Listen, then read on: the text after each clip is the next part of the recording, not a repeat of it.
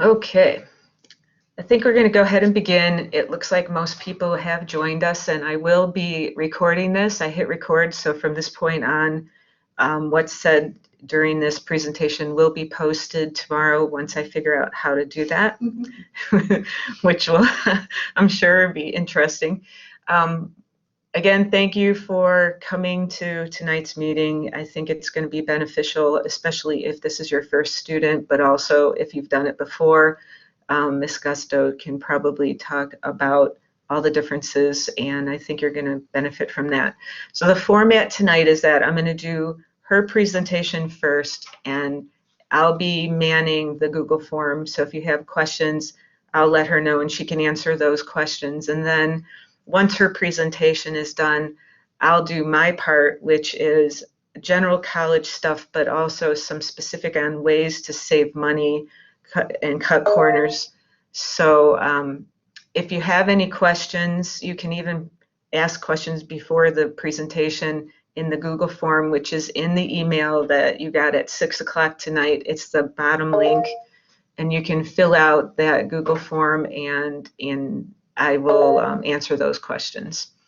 All right, so what I'm going to do is share my screen and put up her presentation. Again, she is from College Now, and we're very lucky to have her. Obviously, she knows a lot about financial aid, and I'm hoping that this is set. Share my entire screen and share. Okay, there we go. All right, I'm gonna take. Did you want to share or the ball? No, the ball's cool. Let's see if we have any questions. Oh, we do have a question. All right. All right. So hopefully everybody can see this presentation. So let me start from the beginning. Do I have to click Start Slideshow? Yeah. Okay. Okay, the question before you start, can you change your personal information on the application during the processing time of the application? Do we have to wait till it's done within the 3 to 5 days? We won't dig quite that far quite yet. Okay. Because that's the new people will be totally thrown off. All right.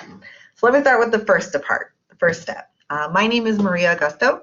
This is my 6th school year. I've been with College Now for a while.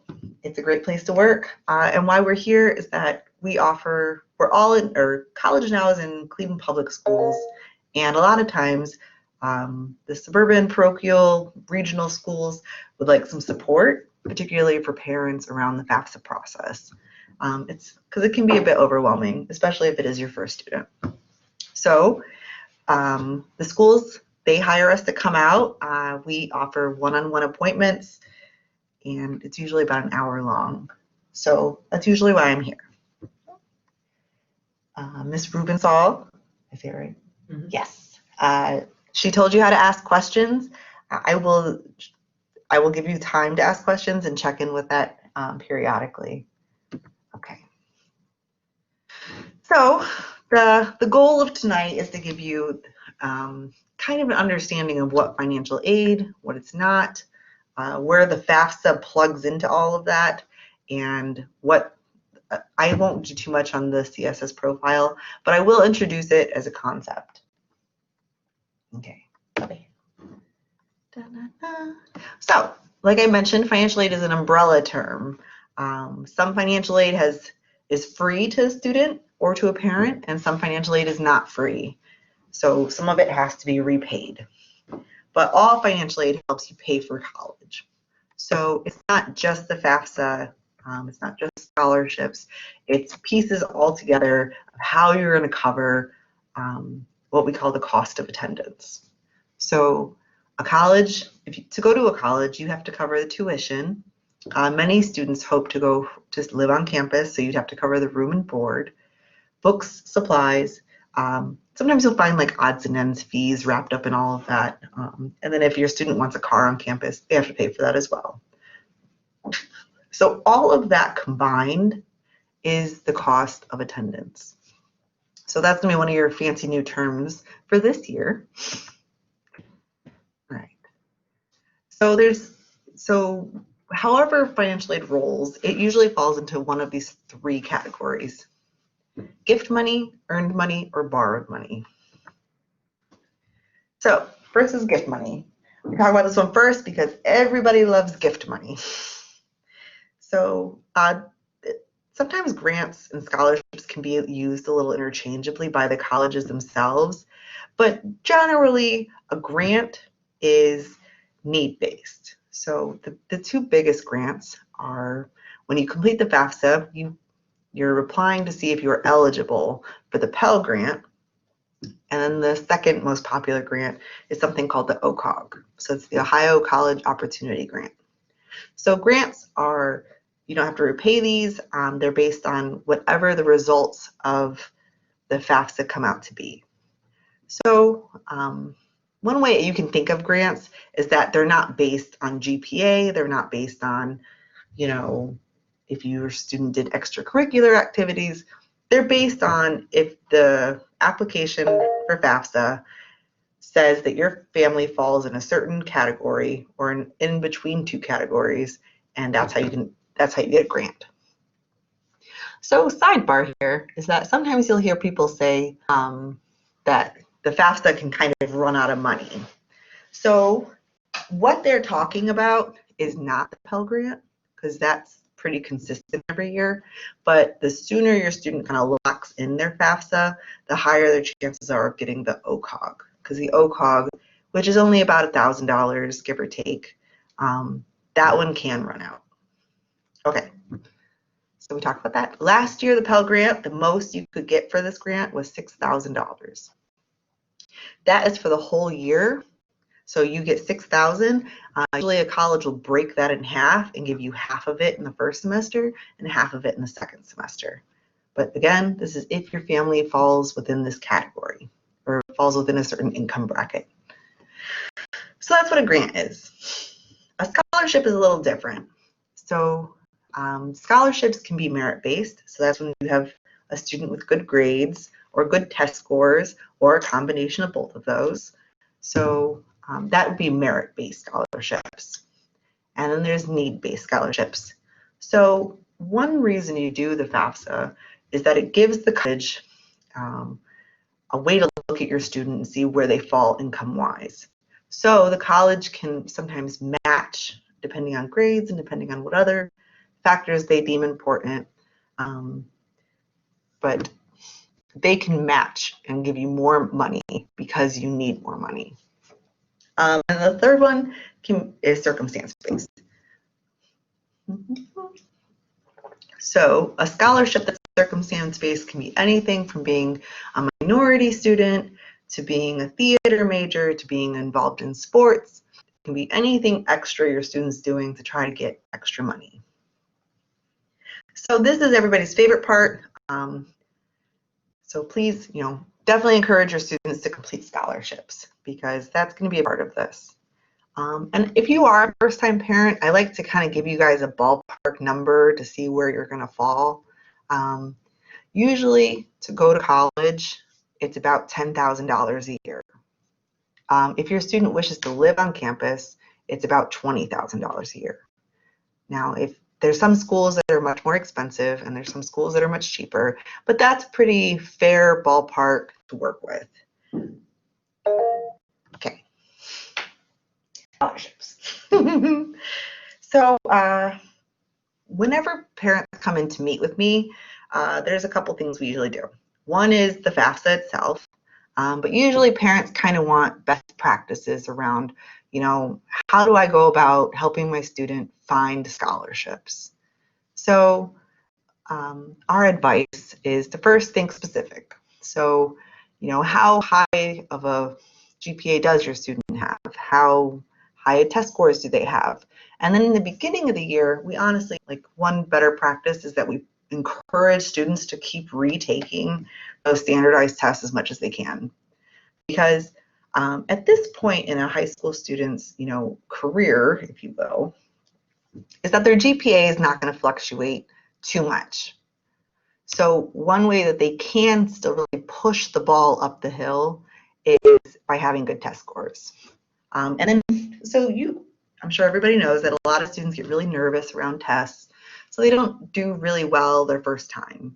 So early in school year, my best advice to start scholarship process, to start helping your student finance things, is to take the ACT or SAT as much as they can. Okay, but so some scholarships are definitely around this academic achievement. And then certain majors. So it's not an insane secret that STEM careers are in high need and in big demand right now. So there's a lot of scholarship money attached to those majors. So some majors are more fundable, some are less, and this kind of moves around depending on what college you're looking at. So for example, at Bowling Green, they have a really popular criminal justice program. So they might have more scholarship money than, let's say, Cleveland State and their criminal justice program. So it kind of moves around a bit. Okay, and then underrepresented students. I know people immediately think of minorities, but this is lots of different kinds of underrepresented. It could be socioeconomic, they could be LGBTQ, or it could be racial or ethnically based. So it's not just racially based. Okay, so those are kind of sellable factors for your student, if you will. So let's look at it as we're looking for scholarships. We want you to think locally. So civic organizations, specifically in this area, there's the Cleveland Foundation. They have a really popular scholarship, and there's like lots of different organizations that do offer something. A lot of times the high school themselves, alumni associations will, set aside scholarship money, or PTA groups will set aside scholarship money for the current senior class. And then place of employment. This could be the place that the parent works, or this could be the place that the student works. So, Fifth Third Bank have a scholarship. PNC Bank has a scholarship. Taco Bell has a scholarship. I think Dave's Supermarket has a scholarship. So there's tons of scholarships. Honestly, when you start scratching the scholarship surface and you start looking and Googling these terms, you'll see that there's tons of scholarships out there. The hardest part, I'll be honest, is getting students to compete for them. There's a lot of different logics that go into it, but students will quickly say oh, well, everybody's going to apply to this scholarship. Why should I? So watch out for that, parents, because you'll get that from time to time. I'm trying to think of the other ones. And then the other thing that's kind of tough with scholarships is that you want to get in a good practice early on in the school year of keeping track of deadlines and kind of being organized about this process. Okay, and a great side note is that many scholarships go unclaimed due to lack of applicants. So I've sat on several boards that were trying to give away scholarship money, and you would be surprised how many scholarships have maybe 10 applicants. So while you're looking for scholarships, really kind of searching for them and submitting them on time and with all their pieces can make this financial aid process a lot smoother. Okay, I'm gonna drink some water. Any questions? Okay, federal work study. So if your family is Pell eligible, the government will help subsidize the cost of paying for that student to work on campus. So your student could work in the library, or they could do the tours. I know that's a very popular student job. So just one thing we really kind of emphasize on this is that, one, all students can have student employment. So it, whether you qualify for financial aid assistance or you don't, you can still do student employment. But one reason we also tell us is that while you're working through the school year and you're communicating with these colleges, is that a lot of times they will present work study as though it is a scholarship. And the only way that it's, kind of a scholarship is if the student gets their paycheck and submits it back to the college. So I'm sure you can imagine how often that happens. So don't count that when it's time to start comparing colleges versus colleges. Okay. Borrowed money. So this is our loans. Everyone hates these. These are always the ones that give me the most pushback. Or I get a lot of people that are like, well, I'll just pay as I go, which is not honestly my best suggestion. If for no other reason than right now your student is qualified to work for like $8 an hour, but once they have a degree, they can make, $15, $20 an hour. So it'd be much easier to pay back a loan when you're making more money. But alas, I digress. So your student's going to get offered two options. They're going to have a subsidized loan and an unsubsidized loan. Collectively, these come out to $5,500 per year. Well, for the first year. Then it's $6,500 for the second year, $7,500 for the third year. I think the last year they can borrow $9,000.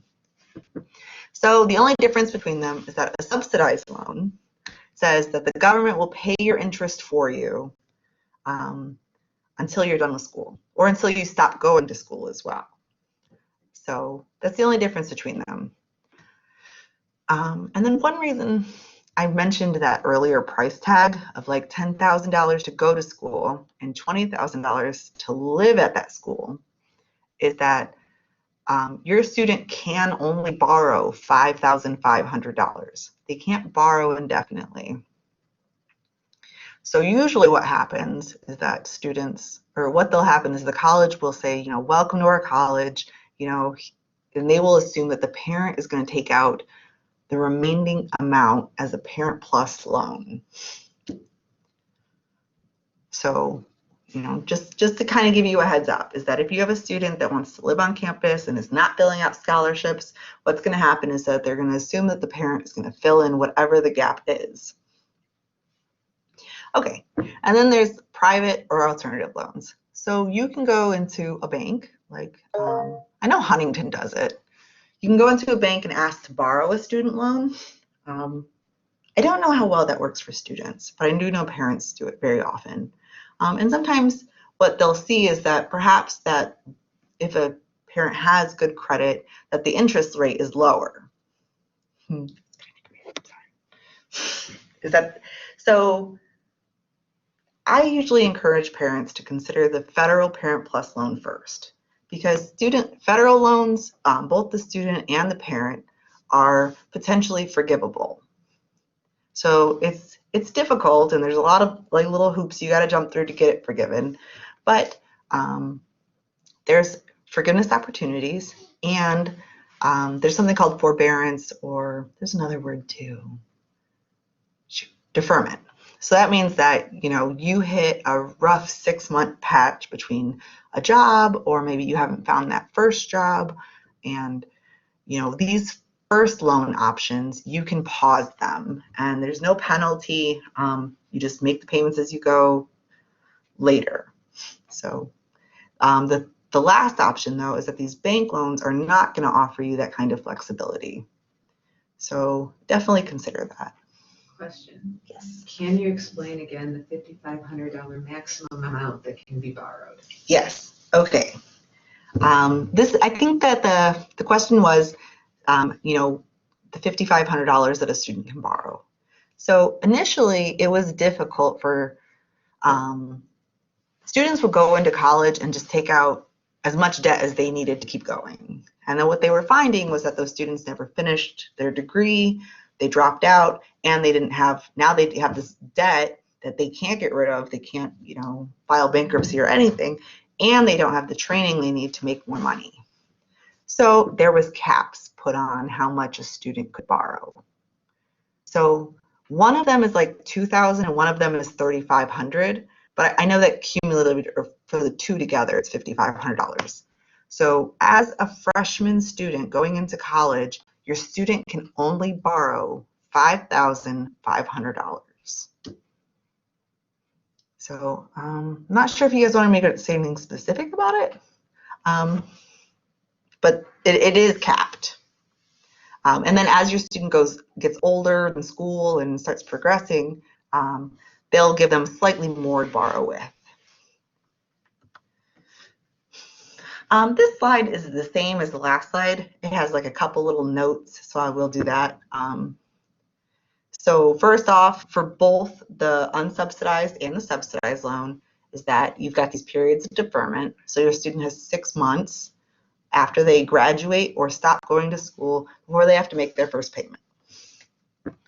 The student is technically the borrower, and there's no credit check because 17 and 18-year-olds have no credit. Okay, but if we look down here at this Parent Plus loan, technically the parent is the borrower.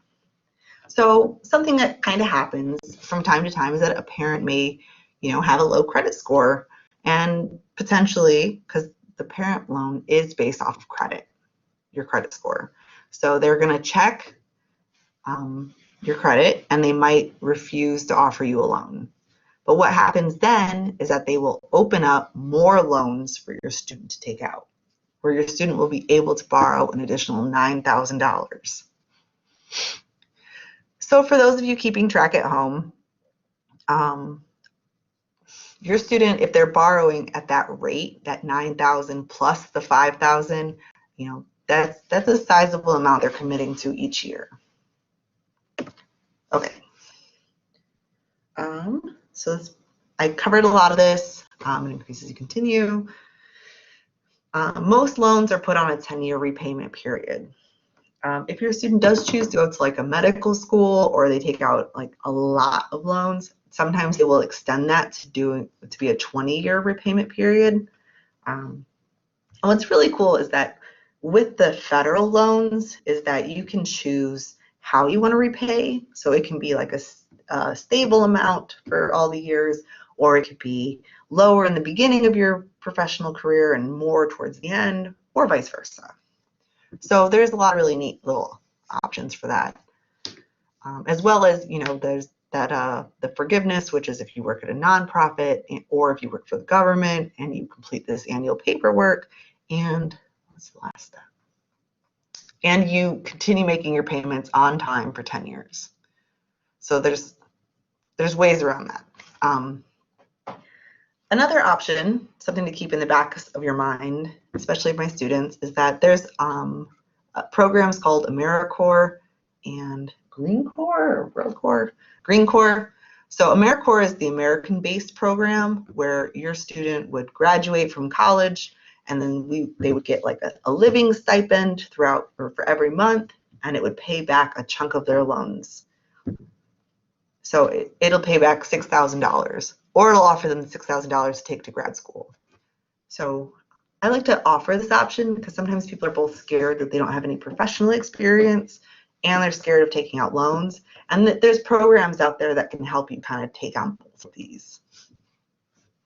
And just because I like giving people numbers, is that what the loan payment kind of looks like is that, so if I borrow $15,000, my monthly payment's $150. So that's not so bad if your student's borrowing, $5,000 a year or kind of around that payment.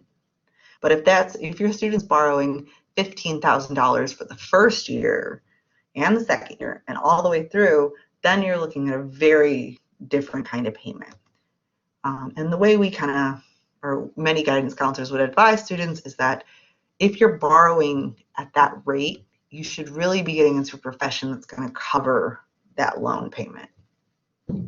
So I love my theater majors, but I always tell them you should not be borrowing $15,000 a year to be a theater major, just because you'd be, kind of straddled with a lot of debt.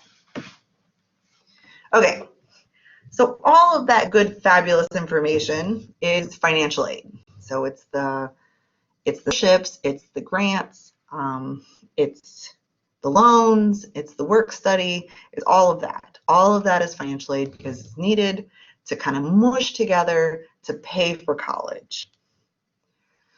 So how do you get started in this process? So this is where the fabulous FAFSA pops into the world. Pew, FAFSA. The FAFSA should be free. there used to be a website that it looked just like the FAFSA, and you got all the way through it, and at the very end, they hit you for $50 to submit it. So I've heard they closed down that website, but it should be free. It is free to do it yourself. It's free when a nonprofit comes in and supports the high school to help you guys, so it's free there. Something else you're going to start finding out since the beginning of the year is that as your student starts applying to schools and starts signing up for like email reminders, is that there is a for-profit company out there that will kind of pitch that they can find you scholarship money, but they need like $5,000 up front. So those programs exist, and once they're going to start coming around, so just keep an eye out. Okay, but again, what is the FAFSA? So it's free. It's the federal and state governments giving you money. That Pell Grant we talked about, that $6,000 that you could get, that's federal money. And the OCOG, which is like $1,000 to $2,000, that's from the state. And then this kind of gives the colleges an idea or a baseline or a tag mark, if you will, for measuring how much assets your family has and how much help your student is going to need. It's an application. You do it every year. Okay. This is my personal slide that I added. But when I went to college, back in those days, it used to be a paper application. It was a 3-page paper that folded all together, and there were sections of it that were yellow. And it used to be that you couldn't do the FAFSA until halfway through your senior year. Then there was like the process of like you got your W-2s and you kind of projected what you thought you were going to get. And there was a piece of paper that they mailed to your house that had a 4-digit number on it that you had to remember on pain of death. So if you're thinking FAFSA and you're thinking of like these things, you are not wrong. This is what it used to look like.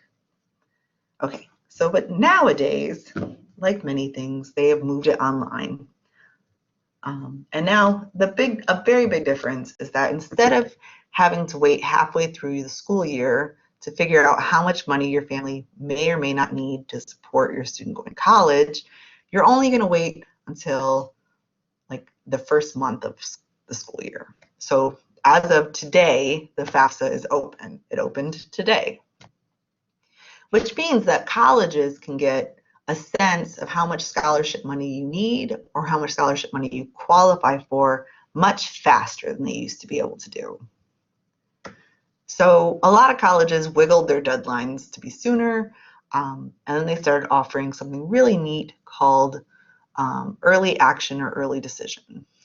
So I don't want to flood you with new terms, but it is a new thing, and it is something that if you have a student that's like competitive and excited about college and looking to apply everywhere in the world, that you do want to search early action or early decision, just so you have an understanding.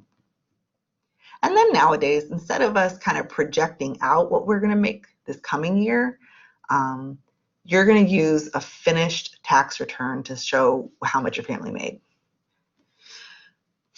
And then instead of the PIN, it's something called your FSA ID. So it's your Federal Student Aid ID. Yeah, there's a question, how will FAFSA be affected if this year's income is significantly less due to COVID?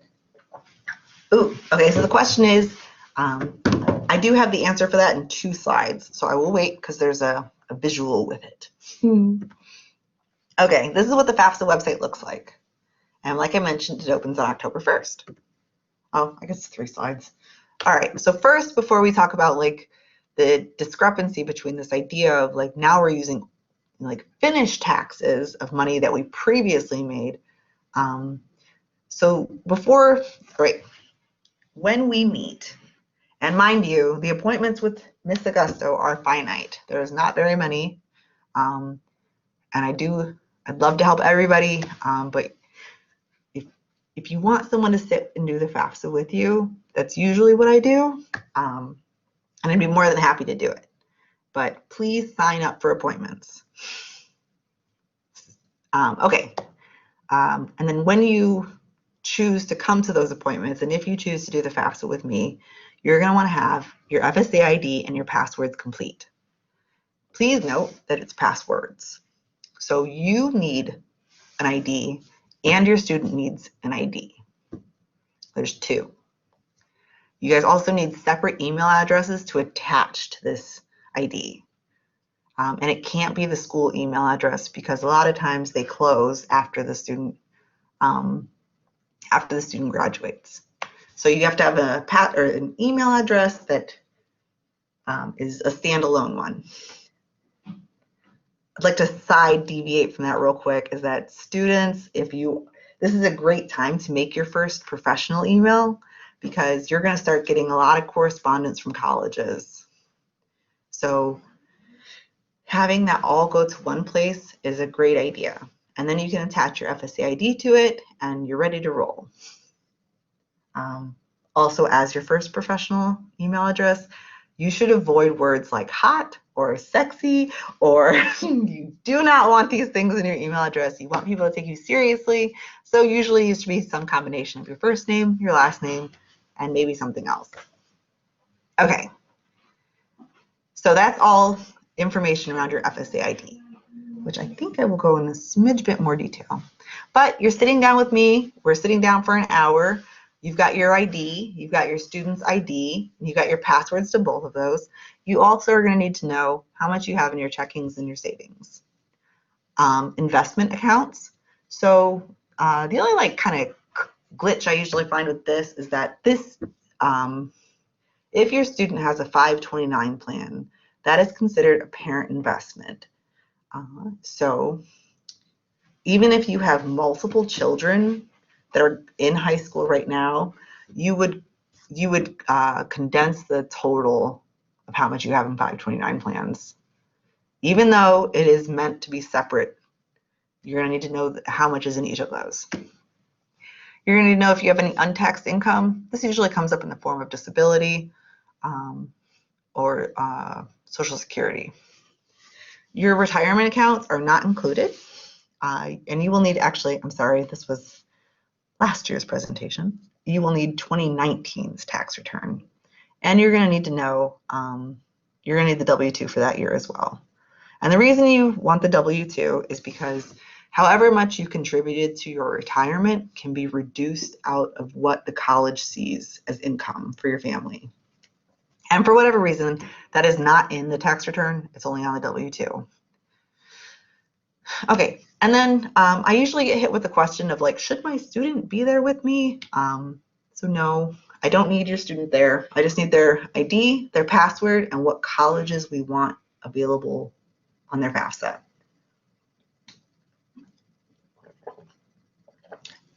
More fabulous sidebars is that this is a great time for your student to learn their Social Security number. It comes up. Sometimes you can't submit a college application without it, so definitely want to do that. Okay. Frequently asked questions. Just a couple of them. So first, I know my family's going to make too much money. I know I'm not going to get the Pell Grant. Do I still have to do the FAFSA? And it is yes. The colleges, so whenever you put all your income, your student's income, and all your assets into this application, at the very end of it, it spits out a number called your EFC. So that is called your estimated family contribution. So that number that comes out is what colleges use to determine how much scholarship money they're going to give you. It's not the only way they determine how much scholarship money, because your students' grades and test scores and like if they applied to special scholarships also affect scholarship money. But the college will wait for this FAFSA score. And then I do want you guys to kind of also become familiar with a new idea, is that your student is going to apply to colleges now. Like the Common App's open, they should be working on it. They should be working on that essay by now, but now to November. So your student's going to submit their applications to colleges, and the college is going to shoot you back a letter that says, welcome to our college, or we don't feel you're a good fit, or they're going to get waitlisted. So those are kind of the options. For all the colleges that said yes, welcome. So when the college has your transcripts, your FAFSA score, and your application complete, then in the second half of the year, sometimes a little sooner, they're going to send you another letter. And that letter is called an award letter. And in that one, it's going to say, this is exactly dollar for dollar how much we cost. This is how much scholarship money we're going to give you. So, and this is how much of the loan. So that's why the FAFSA is important, is that you won't get that second letter, which is how much money is going to cost and how much money you still need, until the FAFSA is done. Okay, so that is why you should do the FAFSA. What if I need a new copy of my tax information? So this happens. The IRS has lovingly gone online as well, so you can submit a request for your tax transcript entirely online now. And remember, for this third point, we're using your 2019 taxes. So this is the question we were asked earlier, which is, what if the year of 2018, and what if those taxes show me and my family making considerably different money than I'm making right now? So the answer to that is that it's something called your special circumstances. And it's kind of a pain in the butt. But what you can do, and mind you, this is not what you have to do before you get that first letter. So your student can still apply to colleges like normal. They can still get their, acceptance letters, and that's okay. But what happens is that in between getting the acceptance letter and maybe getting that award letter is that you're going to essentially fill out some paperwork with the college and say, look, this is no longer what my family makes. So every college has a separate one. All the forms look the same though. They just have like the logo different. So, and you might have to like submit proof that things are different. And it's not just even income. So like if your family right now is paying a lot in healthcare costs, or they're paying for a substantial amount of tuition for another student or another kid, those kinds of things can be taken into account. I know one year, the admission counselor at Cleveland State said that like the family had to put a new roof on their house. So it was this huge expense. It impacted how much they really had to work with that year. And the college took that into account. So it is a special process. It is a separate process. I can show you where it is should you choose to have an appointment with me. And otherwise, if you don't and you're busy, and that's okay, you're just going to go to the college's website. You're going to type in financial aid, special circumstance. Now, the college does have the right to not take this into consideration.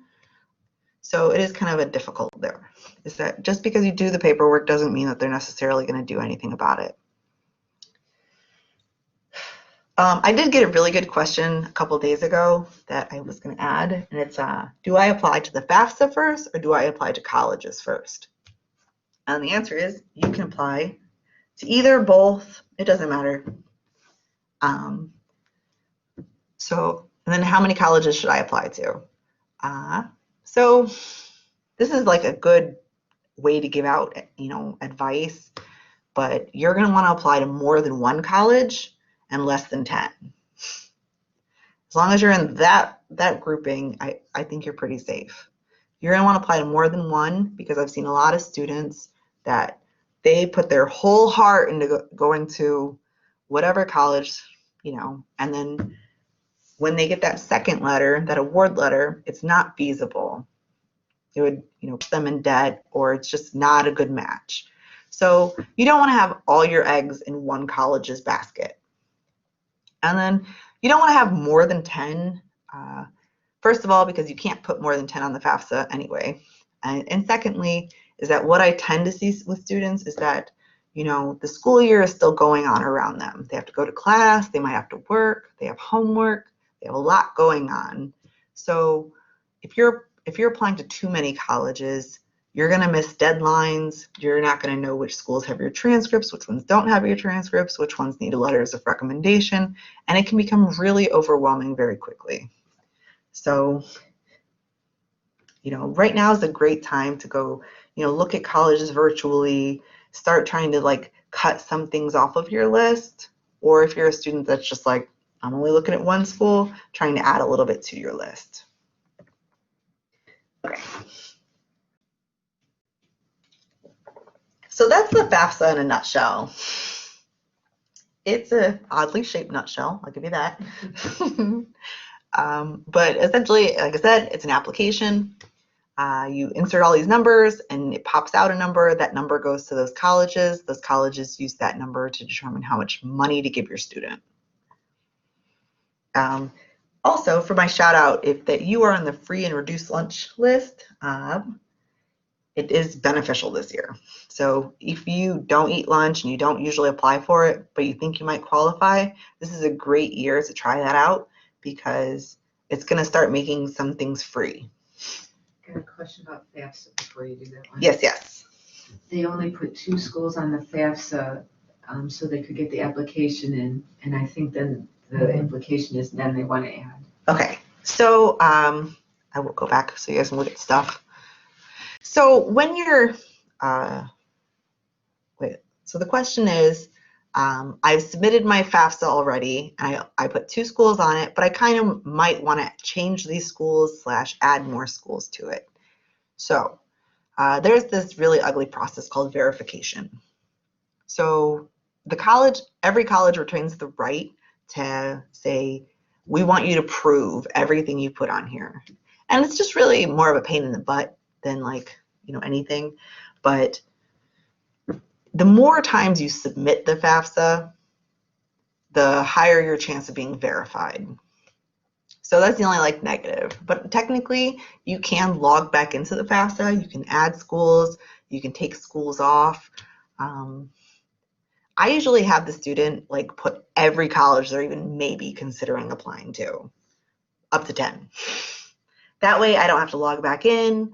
And then if the student never finishes the application for the schools, then the colleges never look. So it's not a big deal. So hopefully that kind of answers the question. So you can resubmit. You can resubmit all the time. The more times you resubmit this form, though, the higher the chances of the college asking you to prove the numbers on it. Okay. Okie dokie. I do appreciate your questions. Keep them rolling. I'm here to answer them. Okay, so most students will never have to interface with the CSS profile. I always describe it as the FAFSA is a conversation between you and the government for money. The CSS profile is a conversation between you and the specific college for scholarship money. And usually it's colleges that have a lot of endowment dollars. So federal funds are awarded by the FAFSA, blah, blah, blah, the online application. There's 400 colleges that do require it, but in Ohio, there's only 3. It's Oberlin, Case, or Kenyon. So if your student is considering one of these 3 colleges, you will have to do this profile. And then even just to really emphasize they have to do it, is that Case will not consider your application complete until it's done, which also means that you have to have it done by whatever the application deadline is. So that becomes really important because I'm not sure how many students are really kind of thinking of Case, but Case has an early action program. Is it early action or is it early decision? They have an early action decision or early action program, which means that if you get your application finished and submitted to Case by November 1st, they will tell you yes or no by, I think it's December 15th, which is huge because otherwise, if you apply normally, you will not know whether you've been admitted to Case until March 15th. And they're sticklers. They will not let you know until before then. So that can be very stressful for a student because they've already got all these other colleges that are saying, yes, we'd love you to come. They've got all these other balls kind of moving, and then CASE is going to hold out until like almost the end of the school year. So if your student's considering these colleges, you have to do this profile. The good news is that it just opened. It just opened. The school might have a separate deadline for it. It's so funny with these little graphic arts. So to get into this, you're going to go to collegeboard.org and they're going to use their SAT login to do the application. This also does qualify for fee waivers. So if your student gets free or reduced lunch, then they also qualify for a fee waiver.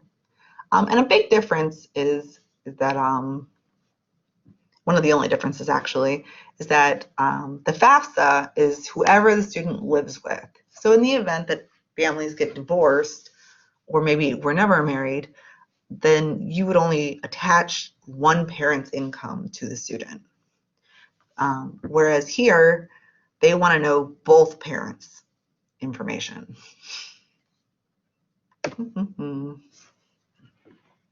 So that's really that.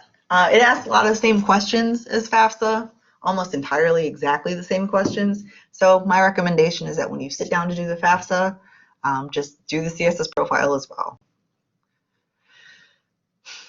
So at this point in the day, I've given you guys a lot of new terms, and I just would like to acknowledge that and give you like a possibility to take a screenshot of what those terms were. So first, there's the Common App. So instead of me going to Kent State's website and applying there and then going over here to Hiram's College and applying there, I can do one application. It is a little longer, and it's pretty thorough, but I can, once that generic application is done, I can just choose schools to send it off to. Hold on one sec. Okay, I did not mention earlier the school profile, but it's just part of the Common App. One reason guidance counselors also really like the Common App is that if your student goes to Kent State and submits the application, and you know they're going to come into the office the next day and be like, hey, I submitted my application. So you know there's not really a super double check there of like, was the application submitted, all the pieces of the application there. So the Common App has an interface where the guidance counselors can upload transcripts directly, they can upload letters of recommendation directly, and then they can, the Common App will tell them when the college is reviewing that application or things like that. So they're able to communicate a little faster and a little smoother for students. So it's one reason a lot of people really push for the Common App. Your SAT and your ACT, so these are your standardized tests. One reason colleges really like these tests is that not all schools give out grades on in the same way. Some schools are really strict and only give out a handful of A's, and some schools are like, hey, you came in, you did your thing, you know, here's an A, pow. So the ACT, SAT is a way to like, for the college to really determine if your student is ready for college level stuff. And then the higher they score on there, and this is kind of weird because this year there's a lot of students missed these tests because of COVID happening and not being able to have students sit together in an auditorium to take the test or in the gym to take the test. So a lot of students don't have these scores right now. So you're getting kind of mixed results from colleges as if they still want the score. But a strong score on either of these can open a lot of doors for your student. Okay, I also introduced the early action and early decision. So the early action ones I know about are Ohio State has early action, Case Western has early action. The other ones top of your head? Some of them are kind of being flexible about it, so I don't know for sure. Okay, so, but like I mentioned earlier, is that early action is just that you apply usually by November 1st and you get a quick answer within like a month and a half. Early decision is different. It's considered binding. I've never met anybody that really recommends early decision. So just maybe stay away from that. And if you Google it, you'll see why. Okay, we talked about your FSA ID. So remember, you're making 2 IDs before you sit down to do the FAFSA itself. Because you can do the FAFSA, but it'll get all the way to the end and you won't be able to sign it. Because that's what the FSA ID is. Okay, and then verification. So that's like in the event that the college, something on your FAFSA might raise flags. And the colleges also say that, they verify 1/3 of students anyway. So you might be selected for verification and you might not have done anything wrong. Just FYI.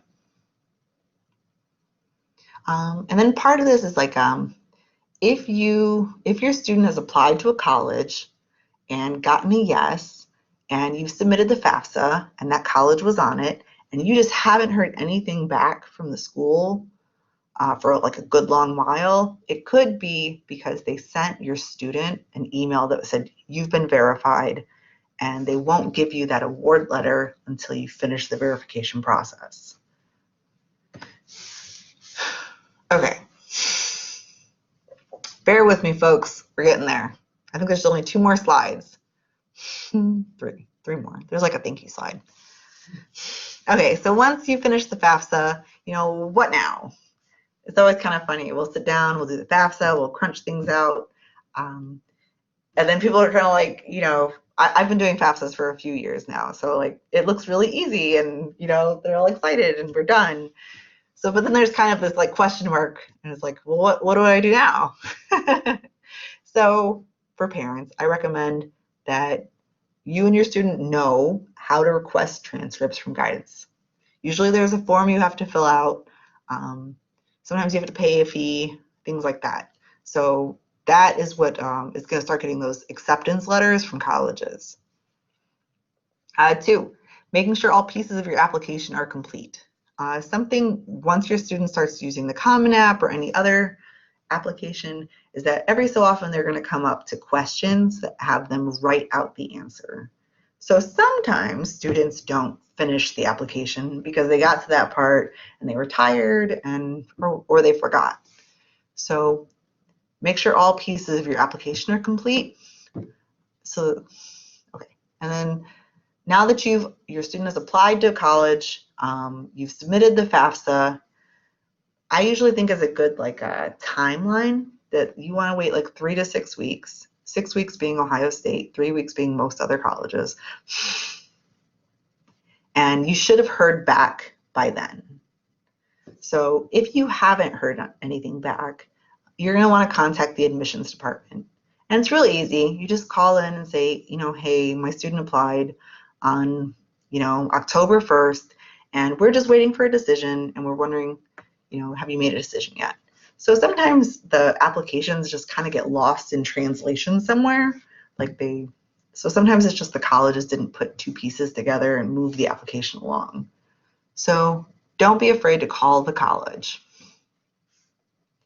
And then, like I mentioned with CASE, is that even though the FAFSA moved earlier in the school year, a lot of colleges moved their deadlines to be earlier.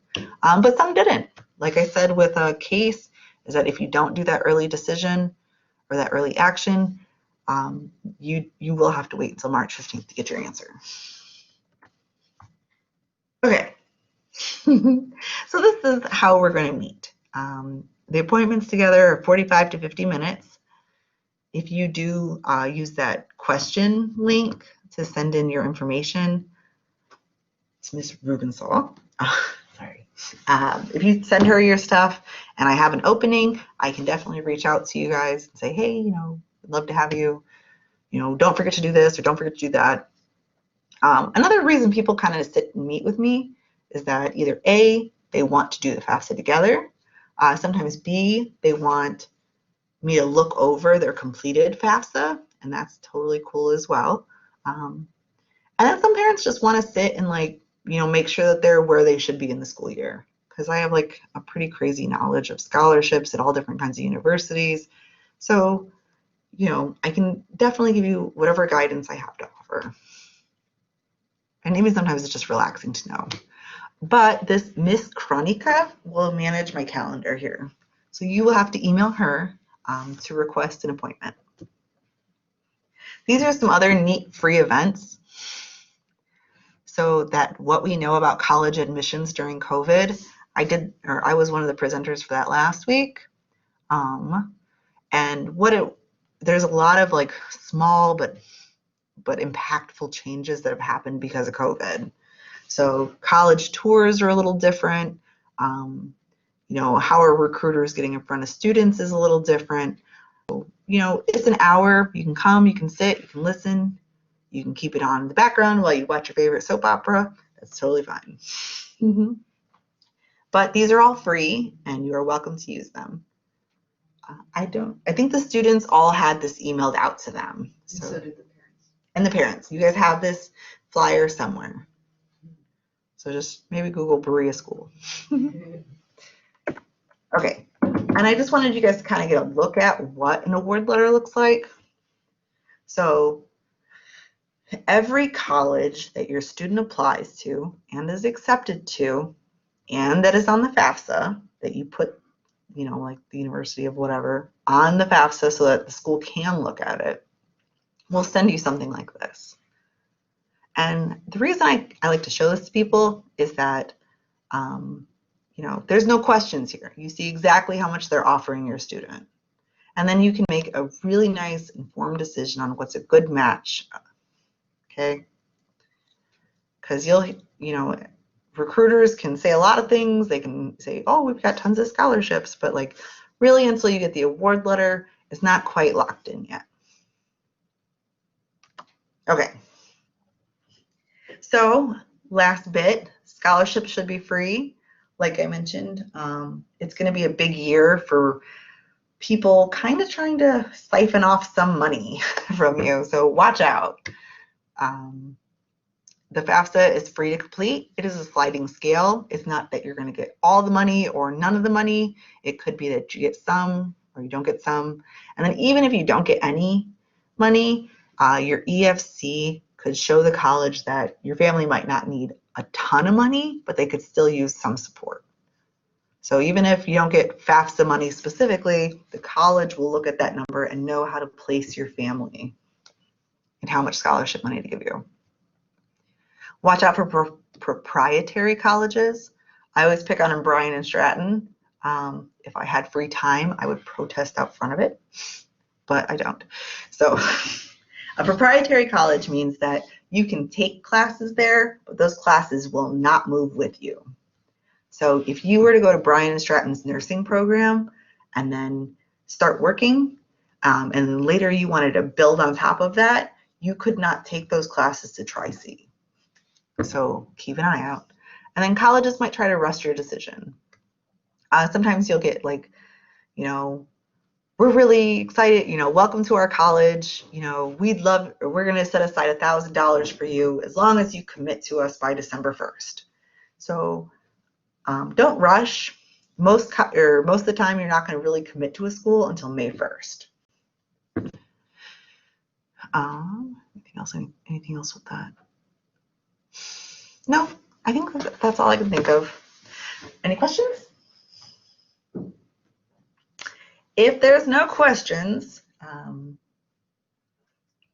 I will share the senior roadmap, and hopefully Ms. Rubensall can pass that or distribute that to you guys. I think that's just a nice visual of like where your students should be doing through the school year.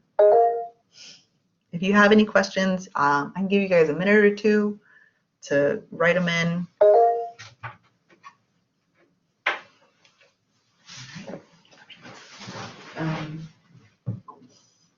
Yeah, no questions so far. No questions? Well, All right. I appreciate you guys coming.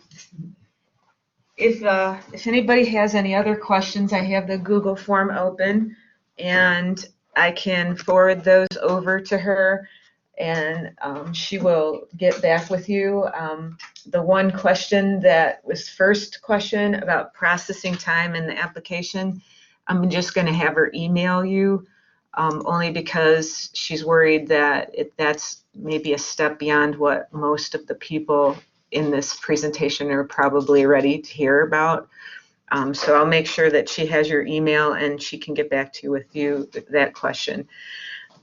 So this part of the presentation is kind of cost-cutting ways that I've learned, tricks, and some things that I've been working with your students about that I want you to know about so that you can help reinforce that and maybe also help them track the deadlines and the paperwork.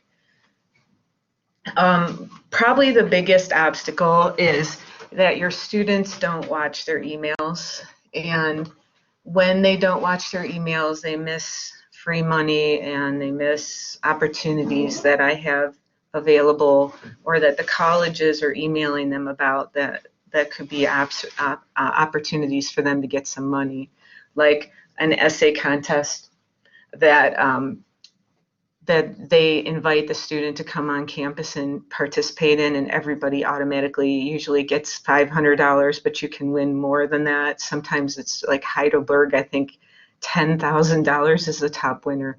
So I know it's a pain, but I think you probably want to keep checking your emails and have your students do that too. I send everything to both parents and students through Naviance, and I try to limit that as much as I can, and I try to focus it in if I can so that you don't get tons of emails from me. But I'm trying to make sure that you have the information that you need so that you can get the most out of the colleges and the local area for scholarships. So I'm going to go through a bunch of these things quickly, and then this, again, I'm going to post this tomorrow so that you can go back and watch it over again. And if you need to listen to Miss Augusto's really excellent, I think, presentation, I've heard these many, many times in my 26 years of school, and I don't know that I've ever heard a more thorough explanation. So I put a few slides in here that I won't belabor, but I do want to let you know that the research still does show that if a student graduates, they are going to make enough money to pay their student loans if they keep the debt pretty reasonable, and it is going to pay off in the quality of their lives. So I have several different things here. Plain Dealer recently had this article, but this one I think I want to just take a second and let you digest.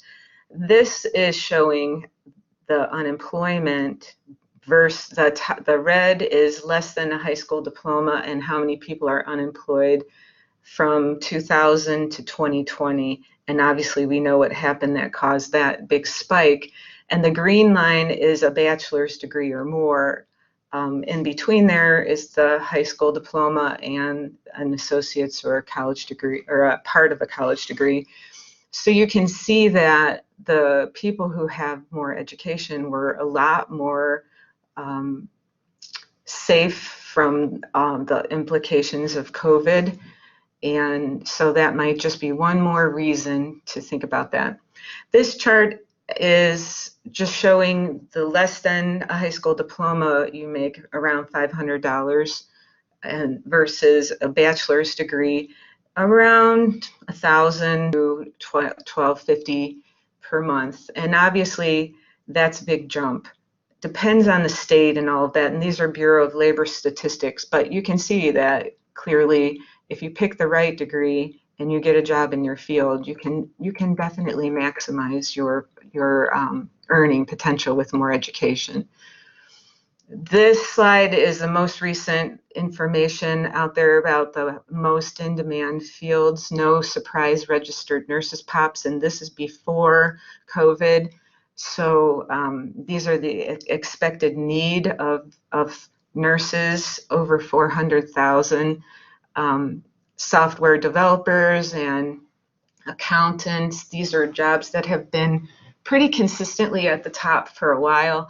Teachers used to be not something that was expected to have a lot of openings, but because of aging people like me and others of my peers, and a teaching profession that's changed a little bit over the years, there is an expected opening for that. There also is always in this area, if you think about the Cleveland area in specific terms, like manufacturing, banking, and anything medical, those are always going to have quite a bit of openings around here. I added this slide because in May, I'm on the Toledo College Counselor Board, and they were hoping to keep their applicants from losing 20% of the applicants over the summer due to the COVID thing. And it seems like it's right around 10% for most of the state colleges at this point, that they had students that were sure they were coming, and then due to things with COVID, it went down. Not as much as they expected, though. So it's interesting. Private schools took a bigger hit, and I'm not sure why that is. But I feel like the colleges are going to make it, but it is something to think about. And I'll talk a little bit about that in a second. On the Common App this year, which I do think is the way to go for most students, is to fill out the Common App and send it out, as Ms. Augusto said, to many schools. I've been working with your students on completing this. I've actually met with almost 60 of your students on these little online appointments. And if your student is in the 4.0 or higher range and they didn't meet with me, it's probably because they didn't check their email, because I did set up meetings for them and then they didn't sign in. And I will keep working on that with them because I know they just don't check their emails. But if you have a student that you want me to see within the next couple of days, just email me and I'll make sure that I make an appointment with them. So with the Common App, COVID-19 question has been added so that the kids don't have to write their major essay if they've been majorly affected by this on COVID-19. They have a 250-word essay that is optional, but I always say with college things and business things, typically optional is not really optional. So I would definitely have them come up with something. I'm sure they're in some way affected by this, even if it's just that they were really hoping for STEM or close, which are classes here that got canceled, or seeing their friends and how lonely they might have been or whatever. We can think of something. There are a whole lot of schools that are test optional. We are so lucky that we took the ACT in February because most of the other schools waited for March and then they weren't able. So our students at least have some scores to think about. I put together a whole video on whether or not a student should do test optional, and I posted it on my website, and I also sent you the link. So everything I sent through Naviance in the email, if you deleted it, your student will still be able to access it in their Naviance account. When they get in there, there's a little envelope on the top right, and they can open up every email I've sent about any scholarship, any information they need for filling out applications, and the video on the test optional. But feel free to email me and I can send you the link. There is so much to that topic, but the bottom line is check the website of the school, and if you're not sure you understand it, contact them. Some schools are test optional with an attitude, and their attitude is, if you took the test, we really should see it. But a lot of schools are truly just not going to hold the kids to the test scores. And so if the student goes on and they see, for example, that maybe they have a 26 ACT and they want to go to Ohio State or Case or Miami, and they are looking for maybe a 29, but the student's done a lot of things and they write a good essay, I think you send those scores, because 25% of the students are below that bracket that they report as the ACT they're looking for. But if they're significantly lower, I just think it's a no-brainer. Just don't send the test scores and let them look at the application without it. A few more schools are waiving the application fees. I thought more would, but some are. So you'll see that on their websites. Some schools have reduced their tuition. I know my nephew is a freshman at Ohio State, and my brother did get some of his tuition back in the spring when they sent the students home and put them online. Some schools are still online and allowing the students in the residence halls, but they're giving them a little bit of a break because the food service is a little bit cheaper because it's not as good, probably. And they were, I think, also kicking back some money in hopes that the students wouldn't quit and transfer to colleges closer to home, and that's the truth of it. So there were some benefits financially to students who were in college, and I'm anticipating a lot of those same things happening as your students head to college this fall. Some of the schools are doing things where they put the students in pods so that they are only exposed to 3 or 4 or 5 other people, and the hope is that they'll socialize just with them so they don't spread COVID. I'm not sure how well that's working if you watch all the news, but I know that in some cases can reduce housing. If your student had been in a single or a double and now they have 5 roommates, the college is kicking back a little bit of money. The colleges are condensing their academic calendar, a lot of them, so that the kids don't go home for breaks and get sick and come back and bring it back to campus. So you may see some travel time savings there, or the expense of flying or driving your student back and forth. So there's a little bit of a break there in some ways. There are also some of the schools are going hybrid when they were predicting flu season. So some of them are in person right now, and then they're clicking over to hybrid or virtual as the flu season kicks in. One thing I would say is there are colleges, and Akron and Kent have been pretty upfront about it, where they're cutting some of their faculty to save money because they're losing some students due to COVID. So ask the question, if you're going into a program that you know is a pretty small program at that college, ask the question, are you on the chopping block? I think it's fair to ask that question. Most of the things that I'm reading say that even like with Akron, they're kind of trying to cut down on their overhead with their administrators and things like that, so they're combining things. Typically, if a college closes down a major, they won't do it while they have kids enrolled in that program. They'll typically phase it out. But I think with COVID, that's possibly a time when they might change their mind. So you might have to check that too. And I can do some of the legwork on that as well. So Ms. Augusto kind of referred to this on May 1st. That's traditionally the college decision day, the National College Decision Day. And what I found 2 years ago is a lot of colleges didn't fill their freshman class, and so they set up a website, and I pushed it out to the students of schools that were still accepting applications as late as the middle of May. They weren't probably going to be offering financial aid that late. Typically, they've given that away, but sometimes that's helpful if the student got their financial aid packages and they can't afford where they applied. It's not too late to apply to some of the four-year schools, even as late as May. So I'll help you with that as I know more, and I'll publicize that. Ms. Augusto did actually a really good job, I think, of covering test scores. I'm at the point where, because your students are signing up for ACTs and SATs and it's often getting canceled, I think unless your student's within a couple points of where they want to get into the college, or if they're scoring pretty well and they want to maybe try to increase their score to get a little bit more financial aid, it may be just as well that they just quit taking the tests and do a really excellent job with their essay and their application instead. But some of those students that I've met with are really close. Like they had maybe a 29 and they didn't study for the ACT. I think they take that and see if they can get into the 30 range where it could give them more money.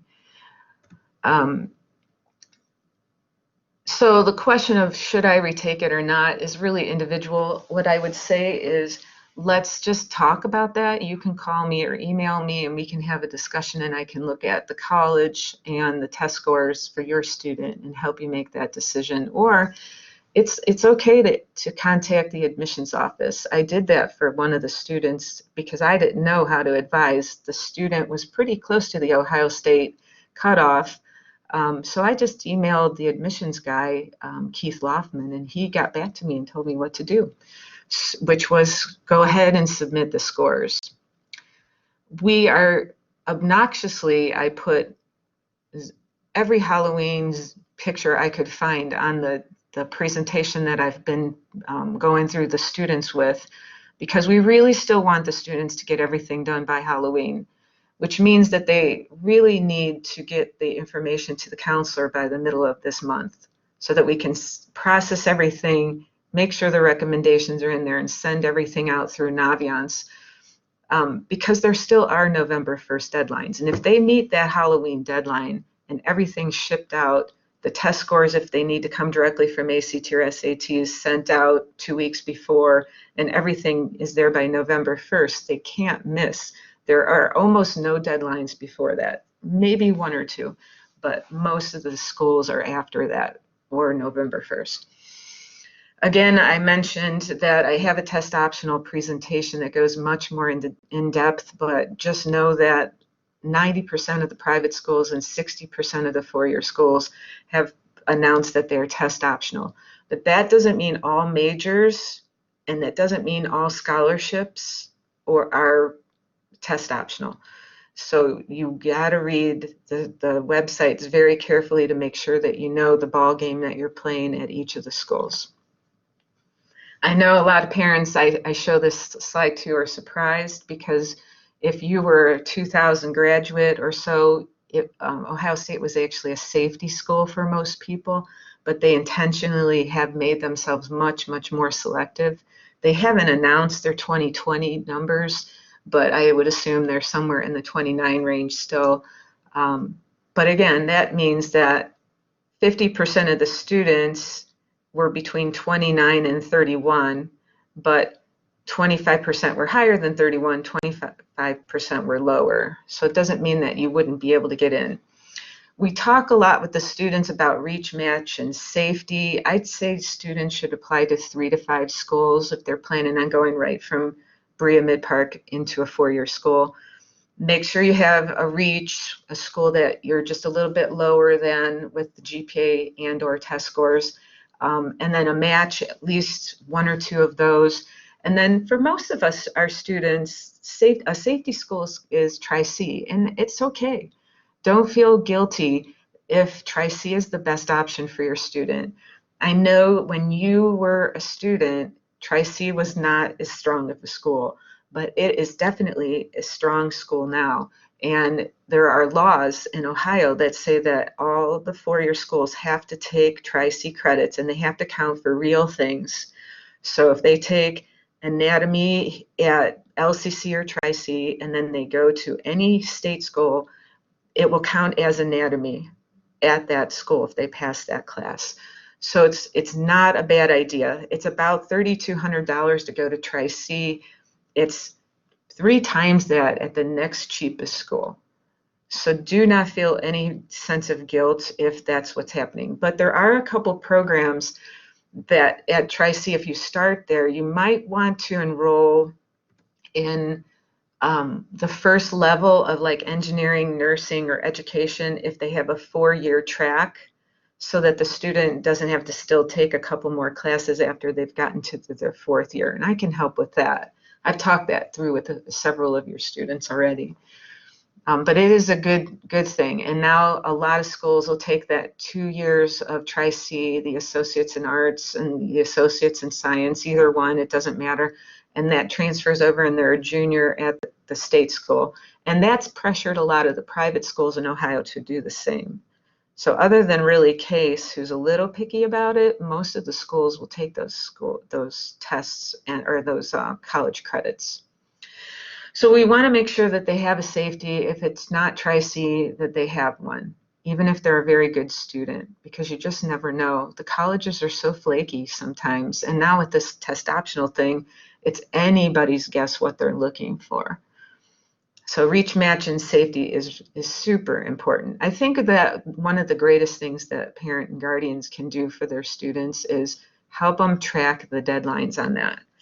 It's very helpful for students to know at least a chunk of careers. I keep telling the kids, figure out what you don't want to do. That helps. But you don't have to know for sure. It's totally legitimate to go to college undecided. It's just not easy to sort the colleges into a short list if you're undecided. So if you could at least maybe have a chunk of things that you're thinking about, like maybe I like sort of business, then you can make sure that the colleges that you're interested in have that. If you have no idea, I think you want to pick a little bit bigger school so that you don't have to transfer around so much. Although transferring is actually more common than it used to be. Also, enrolling in two colleges at the same time is pretty common. Baldwin-Wallace has a thing with Tri-C where you can take most of your first couple years of classes at Tri-C and your major class, the entry-level classes at Baldwin-Wallace, and that's a nice way to save some money. I've also had, like, for example, a student at Ohio State told me they were taking a biology class through Tri-C because they didn't want to wake up as early at Ohio State, and they could take an online class later in the day. Not necessarily the best option, or reason at least. So here's an example of an average student here at Berea Mid Park.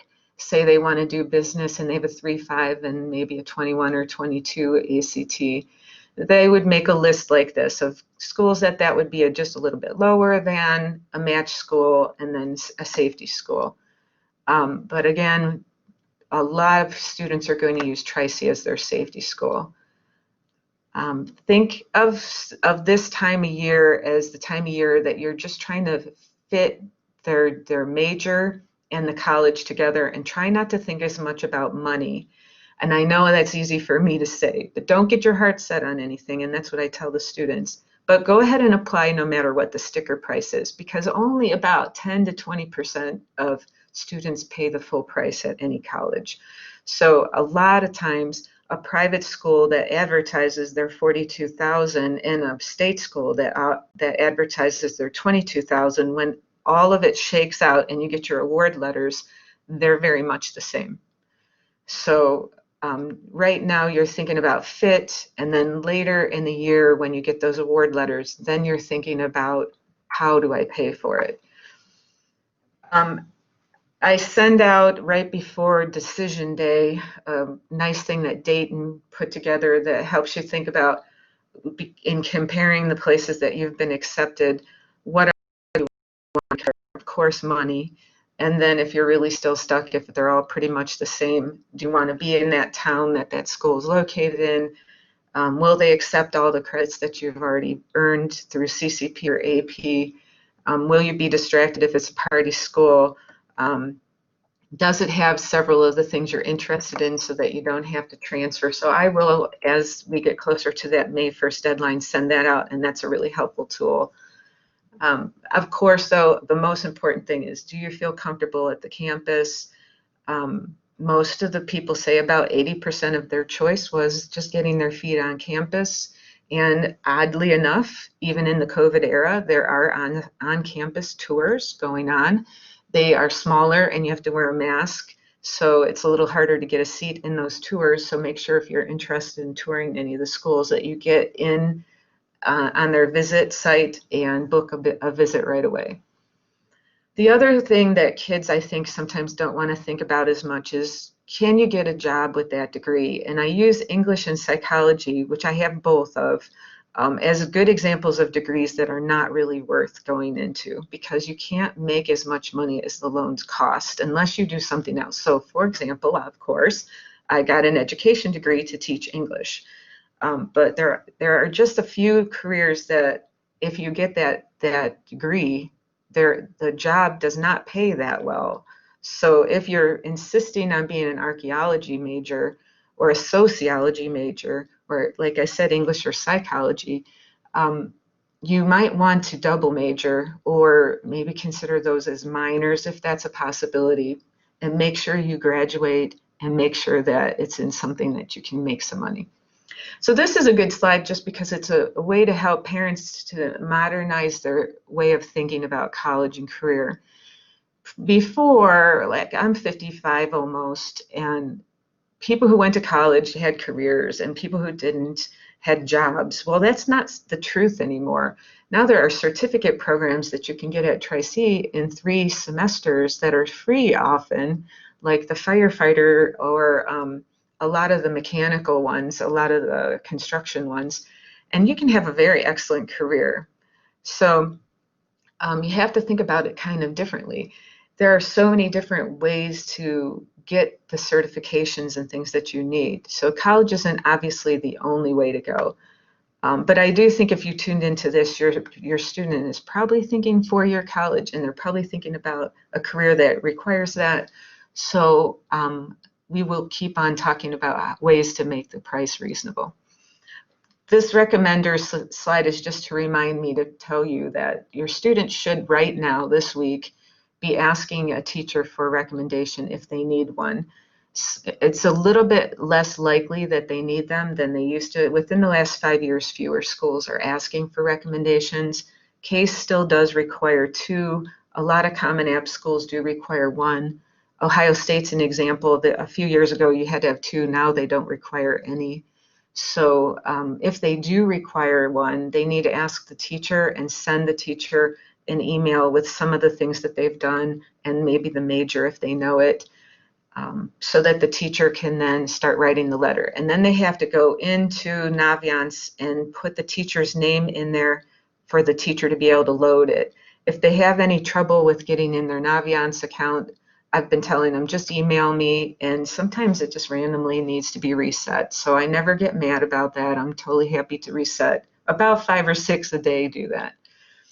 We talked to the students at length about the essays in my one-on-one meetings, and also the teachers have been talking about it if they have an English class. If they don't, then they can use me or a former English teacher, or if you're pretty good at grammar and stuff like that, do that. But make sure that they know that the audience is the college admissions people. They're younger, 20 to 30-ish. The point of the essay isn't to say the same thing that they typed into the application. They're really trying to get at what kind of person your student is, not just a regurgitation of the classes they took. And they want to know that the student's going to come on campus, they're going to graduate in 4 years, they're not going to cause any trouble, they're going to go out into the world and make the college look good. So that's kind of what they're trying to get at. So the topic's not as important as how well they write it. And I can help with that. Again, if the student's really stuck and can't think of anything, just have them email me for an appointment and I can walk them through it. As I said, there are campus visits going on. It's okay if the parent doesn't want to go on that visit. And I know some of the schools are only letting the student just to keep the size of the group down. But try, if you do go with your student, not to overwhelm and be the person doing all the talking, because especially if you're going to a smaller school or your student's on the bubble, if you're the one asking all the questions and your student's being overshadowed, that could be a reason for them to take someone else with a similar profile. The more selective the school is, the more likely that this demonstrated interest thing becomes an issue. The first time I even ever heard of it was I read this report in 2017. I didn't even know about it. But one of the things that the schools are doing is, because they're being funded by their graduates instead of just how many people are enrolled, they're trying to make sure the people that they enroll graduate in 4 or 5 years for state funding in Ohio. So that's one issue that so they want to try to get people who are super interested in their campus and graduating. Another thing is the more selective schools are playing to the audience of U.S. News and World Report lists and different lists that you can Google. They're trying to get higher on those lists. So one of the ways that they can be rated in those things, and it's kind of gross, is to accept fewer number of the applicants. So if Ohio State gets 50,000 applications but only accepts 1,000, and someone else accepts 3,000, Ohio State will look better on those rankings, on some of those rankings. So a way to show the college that you're super interested is contact the admissions office when you have a question. We have a representative from all the colleges that's assigned to us, and some of them are going to do visits, virtual visits, and in the Naviance account, the student can sign up already. We have several already set up. You can go on a visit.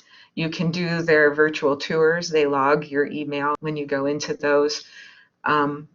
So you can show that you're interested. If you're interested in a highly selective school, that might end up being important. It's kind of a game, I know, and it doesn't feel necessarily good that your student has to play that game, but if that's the school that they want to get into the most, you might have to do that. There was a question that just came in, should I retake my ACT even if the school isn't requiring it? It might be that you're pretty close. If you're pretty close to what the college is looking for, you might want to. Maybe you should, I'll email you and maybe we should talk about it and I can look at the schools you're looking at and the ACT score. All right, very few students will have to do an alumni interview, but if a college offers it, I think, again, it's not really probably that optional. If you want to get in, you probably should do it. And all of the students in the last few years that got into the very selective schools, the Duke and the Yale and the Princeton, they all had these interviews. Miss Darrow very generously does prep the students if they're interested in her help, and she's had some great success in helping the students to navigate these interviews. I think the best thing for the student is to just be themselves. And these might end up being virtual ones, but in the past, sometimes they've asked to meet here and we set them up in the conference room in the counseling office, or sometimes they'll meet at a coffee shop. So scholarships, I'm gonna get to Lindsay's question here soon. There are some scholarships that are a little bit easier to get. They're regional ones, and so those ones, those scholarships, as they come through me, I email them out. On the college websites, you can do the net price calculator, and that's going to kind of give you an idea of how much the school is going to give you and how much money you don't have to meet the cost of attendance, and that's the amount of money that maybe you shoot for with your students. So that's, I think, a goal that you set with your student. Naviance has a search engine, CollegeNet has one, Going Merry, FastWeb. These are all those kind of websites where you stick all your information in and it spits out scholarships. We have somebody win one every year. So it's very legitimate to do that and spend some time. And I always tell the kids, if you spend 10 hours on scholarships and you get the lowest amount that I've ever seen someone give in the last few years, which is $500, you just made a lot of money per hour. So it's worth putting the time in. My suggestion is do your homework first, but then if you have some extra time, maybe do some scholarships. So ways to cut the cost of attendance. Pass all the classes you take at college with a C or better, because in college, some of them consider a D a failing grade. Take a full-time schedule. Sometimes colleges will say, oh, just take 12 hours, but then they charge you for 15. Take the full-time schedule and work harder. So I'm sure you have it in you to do that. Starting at Tri-C or LCC and then transferring obviously is a way to save some money. A thing that parents don't think about is branch campuses. Like, for example, Ohio State has several branch campuses, Miami, Cincinnati, Kent. They all have these branch campuses with much more affordable housing, more affordable tuition. And for example, at Ohio State, the closest one is Mansfield, better, smaller dorms and smaller class sizes and a shorter drive. So sometimes students just automatically want to go to the branch campus to save some money, and then automatically they are admitted to the main campus once they run out of classes at the branch campus, which most of them are 2 years, but you don't have to necessarily stay. Taking summer classes, if you change your major and you get a little behind, or you know there's going to be a class that's going to drain a lot of your time because it's a really hard class for you, like chemistry was for me, take it maybe in the summer, so that's the only thing you have to worry about, and take it at Tri-C where it's a little cheaper. Many students do not send their transcripts at the end of the year. I will email you and remind you that you need to send your transcripts from LCC or Tri-C to the college you end up so that they can give the credit. They can see you took the classes because they're on our transcript, but they can't grant the credit from us. They have to grant it from the school that grants the credit, which is the LCCs and Tri-Cs. Project Lead the Way students often forget that they get some credit, and you need to go, I think all of it's now through Tri-C. So again, that would be on your Tri-C transcript you would have to send to the college. If your student is taking an AP test this year, the good news is they don't have to pay to send their credits to the college that they end up in May deciding to go to, because when they take their test in May, they can put that college on their registration, and all their past scores will go with it too.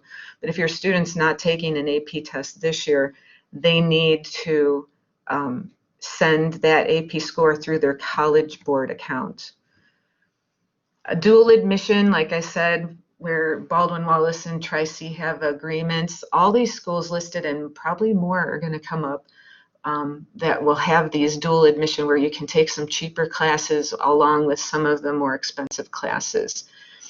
LCCC and Tri-C have partnerships with universities. So say you want to be an accountant, you could go to the Brunswick Tri-C campus for 2 years and get the first 2 years of accounting at Tri-C, and then transfer to Walsh or Ashland or somewhere else. So look into those partnerships. Co-ops help students pay for internships. Cincinnati used to be the only school that did that, but now a lot of colleges have co-ops where they take a semester off and work for a company and get paid really well, and that helps defer some of the cost. Choosing cheaper housing and cheaper meal plans often is a way to cut costs. Staying closer to home so you don't have to fly back and forth, or a lot of gas, obviously. Book deals, you can really be creative with book deals. And if you have a roommate that needs the same book, you can share the book. So be thinking about that. And a lot of times colleges will pair you with someone in your major if you don't go and choose the roommate yourself.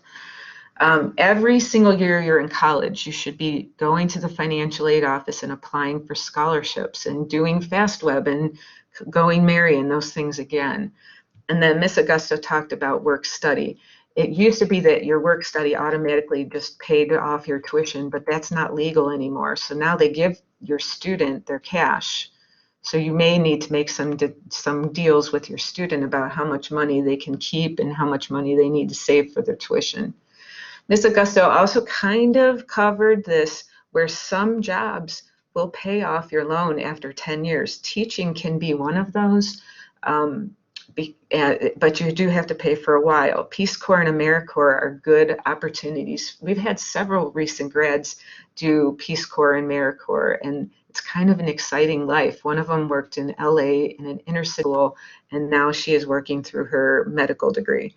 So there are some options for lowering the cost of attendance. I have a Google site that has a lot of articles and a lot of advice, and I post every presentation. This will be posted there. I will also I will email this home to you in your email. So this website, though, is, I think, fairly helpful. It's me accumulating a lot of information that I've learned over the years that I think is helpful, and I keep updating it as things come to my attention. So I'm going to leave open the Google form for a little while if you have some questions, or you could just directly email me. But the last thing I did want to talk about is local scholarships, since I promised Lindsay I would do that. On November 20th, the students are going to be emailed, and you will also, because it's through Naviance, be emailed a Google form. And that's going to put them in line for all the local scholarships through Kiwanis, PTSA, the foundation, the athletic ones. All of those things are all in one Google form. And the students may have to do little essays for certain of those scholarships. There will be one big essay that most of them can use their Common App essay for. And the question is, why are you majoring in that? What makes you interested in that major? And if you're undecided, no problem. I can help again with formulating a good answer. That form is going to be emailed on November 20th. You'll have all of Thanksgiving break, all the way through winter break, and it's not going to be due until January 15th. Last year, a lot of really top students didn't get any of the over 100 scholarships. So I went back and looked at that very carefully and found that they did not do a very good job on their essays. They threw them together. They kind of just phoned it in. So I would say to your student, before you submit it, I want to read it. Make sure that you filled it out well, because it may take an hour or two to assemble all the little essays, but it's definitely going to be worth it.